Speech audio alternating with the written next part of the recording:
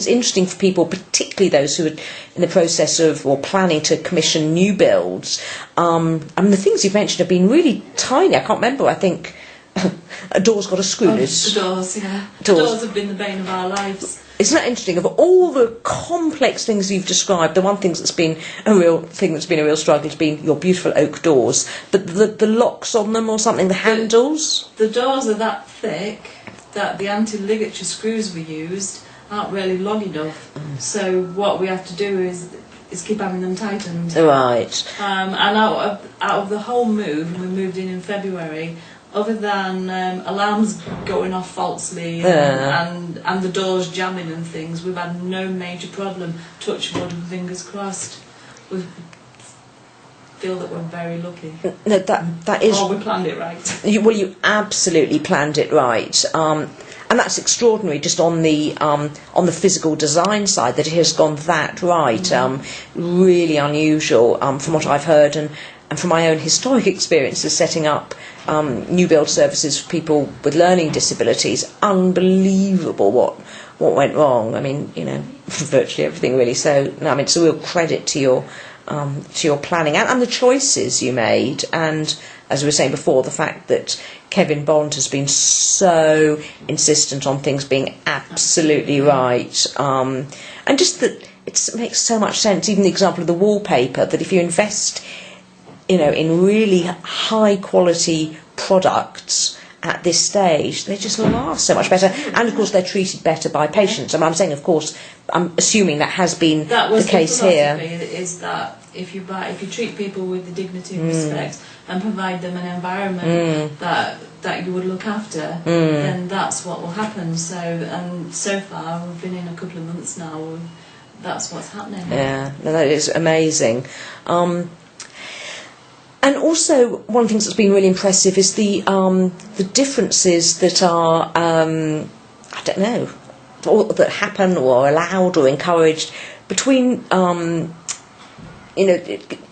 two wards. So whether it's that, physical design things about wards having doors, having labels. I'm sorry, yes, lodges. I'm sorry, lodges. But the about there being signage or whatever, not signage, but also you were saying even with the sort of structuring of the staff teams to cover crisis home treatment and inpatient, that the two lodges organise that differently, which I think is really interesting, just depending on, just very pragmatically on the skills and interests of the staff teams. Absolutely, because my team are really quite a junior team. So I've got some really experienced senior staff, but I've got a lot of junior staff. So what I'm doing is investing in the junior staff and actually growing them into my own band sixes, because the problem that's always been in inpatients is that you get your newly qualified staff, they stay for a year, they stay for two, they've done the time, as they say, and then they move on, because there's no opportunity to move on into band 6 posts. So now our band 5s are actually moving into band 6 posts, and I've got 2 band 5s now who are acting up into band 6 posts to get them in preparation of them being ready for band 6 interviews.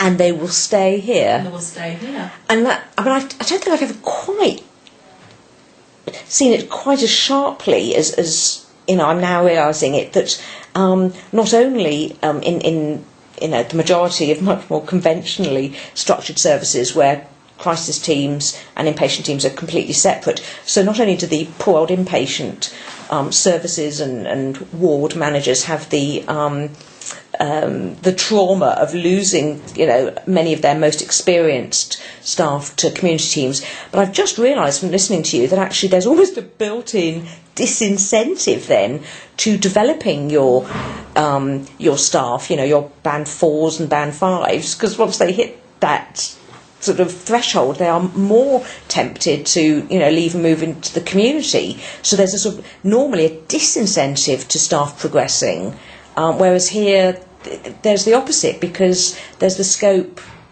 within this integrated service. It's genius. It is, and to deliver the model, we're actually top heavy on band 6s now, so we actually changed the establishment to be able to deliver that level of service. Right. So there's more band 6 posts. Wow. So people hopefully will stay and they will develop and they can go out and do crisis assessments. And we've got a lot of nurses training to be amps at the minute. Oh, right. So, and as well as most That's people interesting. have got a specialism as well. So we encourage everyone to have some special interest. Could you, because you've described that, so with your service leads having an additional lead for training or crisis, whatever, but it sounds like not just the service leads, but actually sort of, you know, ward level staff, if you like. So they also have specialisms? Absolutely. Because the consultants have specialisms. So we've got eating disorder, we've got personality disorder partnership, dual diagnosis, family therapy, and then EEG biofeedback. So there's all those areas there that we've then encouraged staff to be involved in. So we've got staff who've gone out and done personality disorder training. So one day a week they're released to go and work with personality disorder team. Right. The eating disorder team started out like that and is now a full-time team. So we've got an eating disorder team Based here. Yeah. Dual diagnosis team. Staff training in family therapy, so when they're ready they'll have their own family therapy team and they'll be released for a day or so a week to go out and do that, as well as all the other link things that you need along the Closwell Clinic, the infection control link nurse, the diabetes link nurse. So there's a whole list of things that people can take a specialism or take a special interest in and have their own responsibility as well. That's pretty amazing. And you know, people do that everywhere. You know, you always have I guess you always have an infection control link nurse and diabetes nurse and things, but it just gives someone that special interest and that little bit of extra responsibility. No, that is fantastic. Ellie, thank you very much. It's been sound like a television programme now, presenter. It has been very interesting. No, it has been absolutely just gobsmacking, awe-inspiring. It's been phenomenal, and I've got a lot more questions which I'm going to ask you on the way back to the station, but big thanks. Yeah. But, you know, Kevin Bond's vision, Mike Reeve, my boss, there's no way that this would have happened with Mike. You know, Mike, myself and Amanda doing 50, 60 hours a week for the last year. I've not been paid for them, of course. And, you know, without Mike's, Kevin had the remit, Mike delivered, and me and Amanda did the hard work. Don't say that really. Well, you haven't. You've actually got to, I mean, not only do all this sort of planning, but manage, you know, acute admission wards all the way through. And then we were out buying furniture and everything. Amazing. Going to, trekking down to Leeds and going to the architects and going to IKEA and choosing carpets and meetings over sanitary ware and all sorts of things.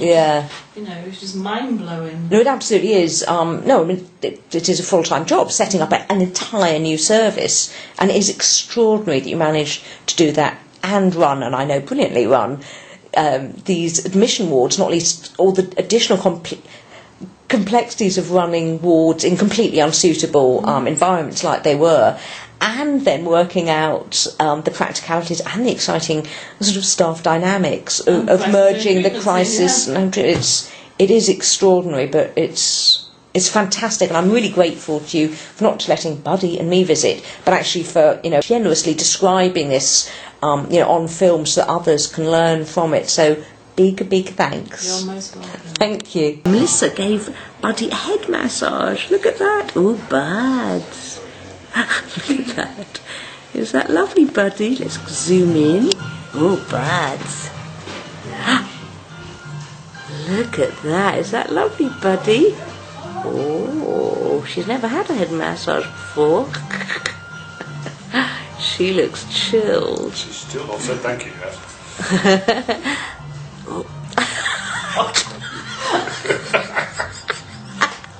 That is brilliant. That's so funny. Budgie, is that that is so sweet. God, she really does look very happy. Is that lovely, Buddy? Look at that. Actually, I feel relaxed. It's funny watching him. It makes me feel relaxed. It just makes you want to sleep, doesn't it? It does. We're going to go back to the cinema room and have a little sleep. Oh, buds. Ooh.